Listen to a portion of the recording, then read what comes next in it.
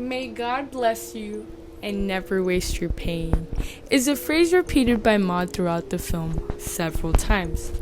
Essentially, she believes that the pain and suffering you go through in your life, God uses it to give you a greater sense of purpose and to shape you as a person.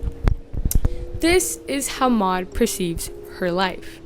Shown through her obsession with finding purpose through pain, she has become so desperate for meaning that her devotion becomes dangerous, and she tries to impose this dangerous devotion on to others. Maud is a lonely and isolated woman.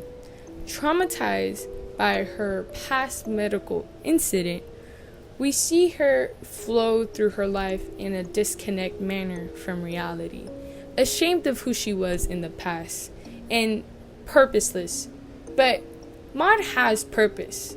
She is a nurse, and that is enough for her to please her God. She is healing people and helping people when they most need her. But we kind of get a glimpse of who she was in the past. That thing that rapes her tells her that she used to be around the bar a lot, and that she had previously slept with one of his friends. We see that in her past she was more chaotic and reckless. And ashamed of who she was, she created this need of revelation. She had turned to religion to fill that emptiness she has inside, and religion became her new identity. This vulnerability Maud has makes her desperate for even the most insignificant meaning to give her purpose. To talk about Maud's religion, Maud is a Christian, and her patron is Saint Mary Magdalene. Maud admires Mary's devotion to her God, but she twists it to be violent. We see her prey on corn kernels and harm herself as divine punishment. And Mary, when she would pray to God, she was devoted, but not to the extremities that Maud is. Subconsciously, Maud does all of this to kind of distract her from her trauma. And a nice twisted parallelism between Maud and Mary was that Mary traveled on foot with Jesus during his ministry as his most devoted follower. After Maud's revelation, we see her try to imitate this and stick thumbtacks on the sole of her shoe with a picture of Mary Magdalene there, and puts it on the sole of her shoe and walks the boardwalk with the presence of her God coursing through her.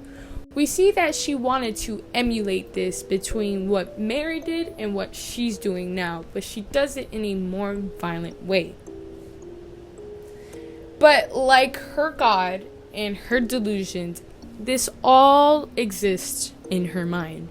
She has fabricated this sense of being chosen by God that she now wants to become a saint, hence Saint Maud. But brilliantly done by the director, when Maud speaks to her God is actually the voice of Maud's actor, just pitched down. And when Maud hears the voice of her God, we can kind of tie it back into Joan of Arc, who could hear the voice of God. But all of this reveals that Maud's violent religion is self-created and is a delusion that she had set to give herself a sense of purpose. The symbolism of Maud's God is a roach, and this shows that her religion is corrupted. Her faith is corrupted.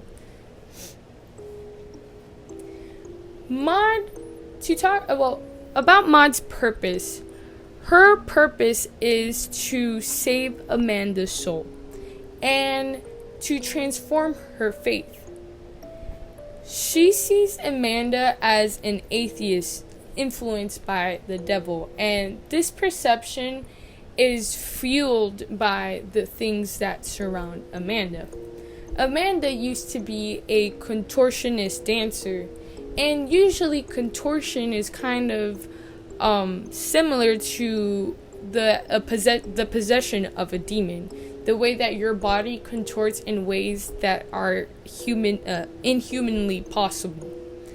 There's also a poster of Amanda that has her last initial, and it says K666. That being the number that is mostly associated with the devil. And after seeing all of this, Maud feels compelled to prevent Amanda from engaging in sinful activities. But Amanda doesn't help her case at all.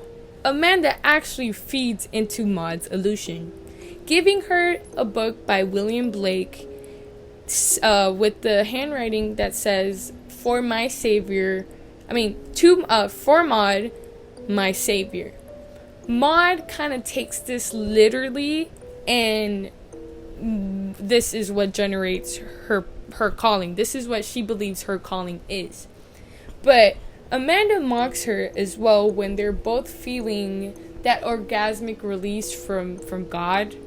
And Maud, after all of this, Maud comes to the conclusion that this is her calling. Her calling is to save Amanda.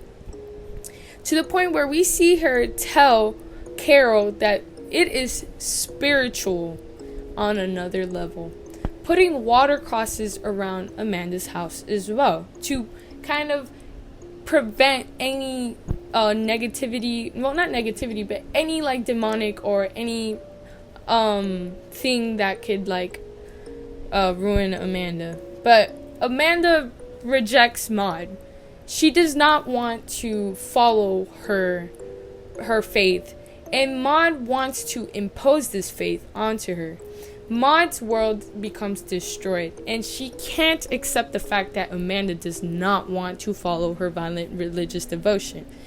She thinks that this is a test from God, and and her belief becomes even more violent. The only person in the film that rejects her faith, she views them as a demon. And after killing Amanda, we see a glimpse of, after killing the demonic version of Amanda, we see this glimpse of Amanda laying in bed with the scissor stuck in her throat. She interpreted this murder as divine approval, as we see her float out the house, having this ecstasy-like feeling of completion. And Maud now believes she is on the path of experiencing divine enlightenment. When she finally believes this, we see her eyes have a blue and brown heterochromia. This has two meanings. It shows that Maud's reality is being torn apart, but it also shows that she has gained spiritual insight to both worlds.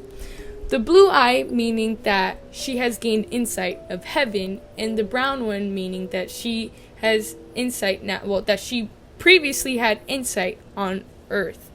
She is so far down this spiral that she believes that she has completed she has completed her purpose.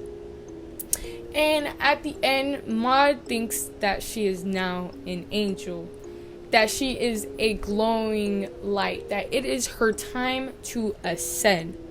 But in that final shot where we see that reality, she's not glowing, but she's burning. And that moment shows that her whole purpose, her whole religion, all of it was actually just an hysterical delusion that she self-created in her brain. And in that sense, she wanted to impose it onto others, but when it didn't work, it warped her perception and it warped her perception, and she became violent